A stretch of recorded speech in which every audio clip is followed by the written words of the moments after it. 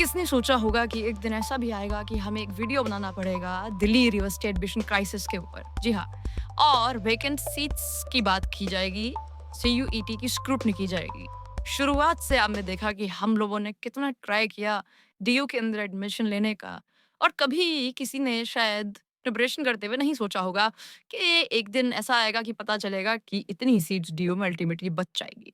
पर ये सारी कहानी की शुरुआत हुई कैसे? देखिए, आपको मालूम है कि सीयूईटी के थ्रू एडमिशन स्टार्ट हुआ दिल्ली यूनिवर्सिटी में।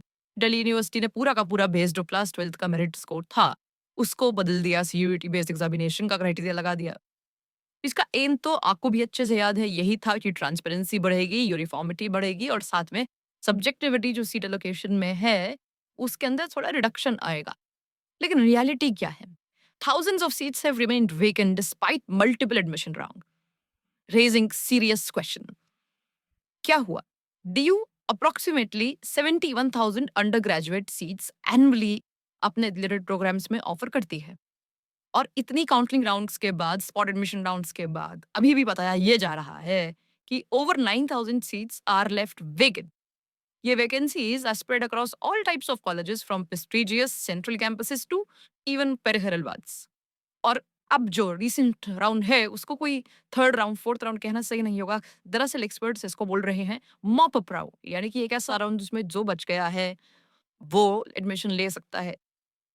सो कई कॉलेजेस और कोर्सेज इफेक्ट हुए हैं। जैसे देखिए, जो आउट ऑफ कैंपस कॉलेजेस हैं, जैसे भगनी निवेदिता, आदित्य महाविद्यालय, जो कि कभी भी किसी स्टूडेंट की प्रेफरेंस लिस्ट 1 में जल्दी से नहीं आता है। उनको बहुत स्ट्रगल करना पड़ रहा है।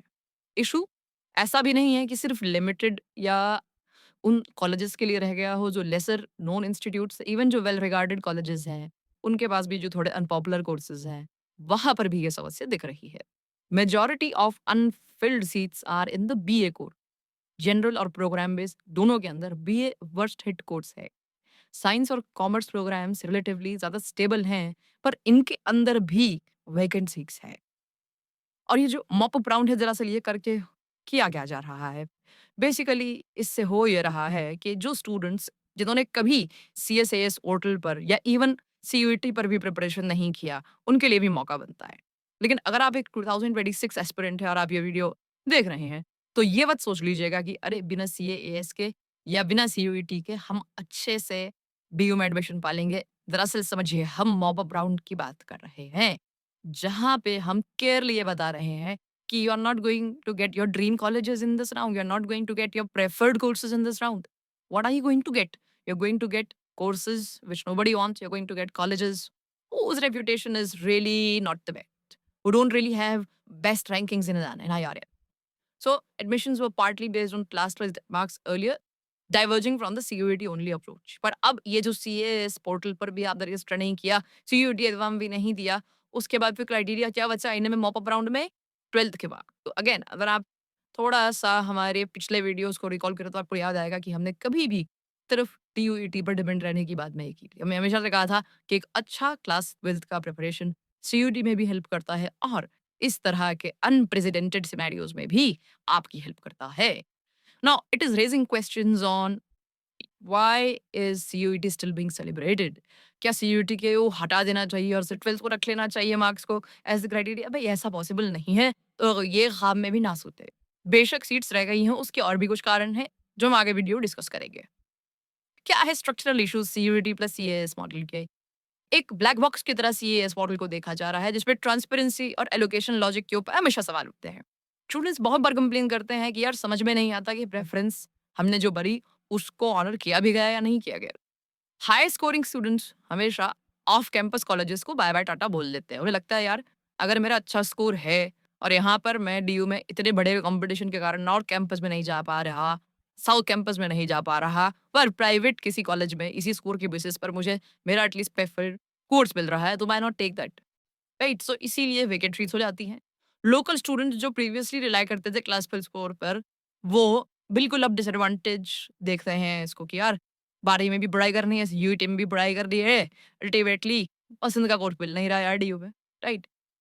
और क्यों स्टूडेंट्स को कुछ सीट्स अवॉइड कर भी देनी चाहिए? देखिए, अगर आप एक कॉशियस करियर डिसीजन ले रहे हैं, अगेन प्रीवियस वीडियोस भी आप जाके देखिए, हमने बार-बार ये बोला है कि always choose your interests and courses above colleges.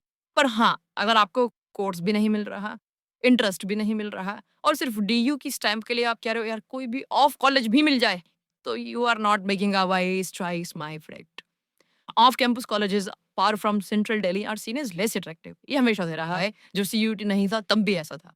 इनकी रेपुटेशन में गैप रहा है, लेट अलॉटमेंट होती हैं, students prefer settings in private state universities over waiting for delayed DU routes. और एक बहुत बड़ी अपॉर्चुनिटी कॉस्ट है, डिलेड क्लासेस होंगी। अगर मान लेते हैं आपने इस वक्त पे कर भी लिया एनरोलमेंट कि चलो I am one of those students जिसको सिर्फ एक डीयू का टैग चाहिए and let me just get inside. So opportunity cost देखिए कितनी क्लासेस आपकी मिस हो चुकी हैं, right? What are you going to get out of it? What is the impact on students in colleges? We have discussed the impact on students to a fair bit, but even colleges are facing uncertainty in planning faculty workload, classroom strength, and even resource allocation. You will understand why. आपको अगर ये पता है कि मेरी पूरी classes time है तो भर जाएंगी, तो आप उसके अकॉर्डिंग हायरिंग करेंगे, उसके अकॉर्डिंग शेड्यूलिंग करेंगे। लेकिन when you get to see कि इतनी सीट्स एम्प्टी हैं, how do you actually effectively plan, right? MP seats are causing a reputational damage, and it represents a significant underutilization of our public resources. So, what are the broader implications? क्या हम ये कह सकते हैं कि one size fits all, भाई यही एक एंट्रेंस टेस्ट है, इसी से होगा?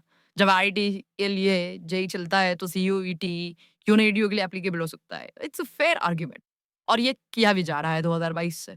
हाँ, लेकिन स्टूडेंट की एक सोच ये भी है कि सीयूईटी आने से बोर्ड्स के साथ हम पे प्रेशर बढ़ गया है। पर हमने ये भी देखा है कि सीयूईटी के अंदर चांसेस बढ़े हैं। डीयू के ब्रांड के लिए वैकेंट सीट्स रह जाना, जो कि इंडिया की मोस्ट सॉट आफ्टर यूनिवर्सिटी है, एक सिस्टमैटिक फेलियर पे क्वेश्चन उठाता है। दरअसल, it's not the failure of examination, it is actually a failure of allocation. So you have to solve for the equity issue. Urban students with access to coaching may benefit more from CUET than others.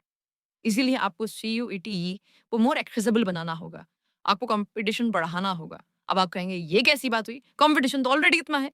हमारा मतलब है कि आप जरा समझिए, आप एक urban city में एक कोचिंग इंस्टीट्यूट में जाके प्रिपेयर कर पा रहे हैं, और क्या एक रूरल विलेज पे रहने वाला स्टूडेंट भी उसी क्वालिटी की कोचिंग को एक्सेस कर पा रहा है?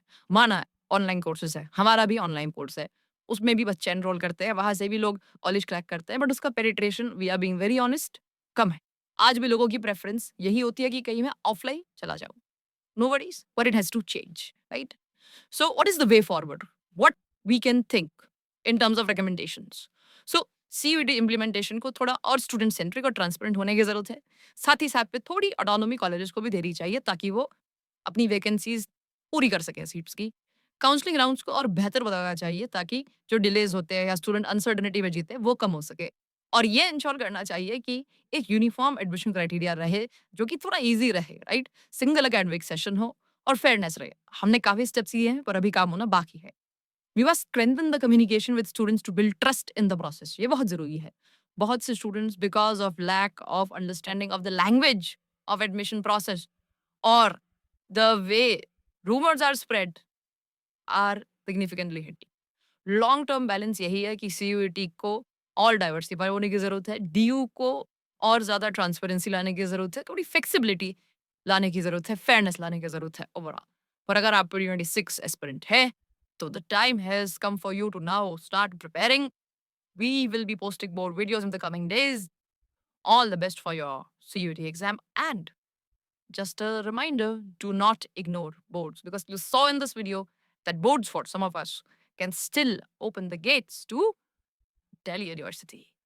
All the best, students. Thank you for watching the video.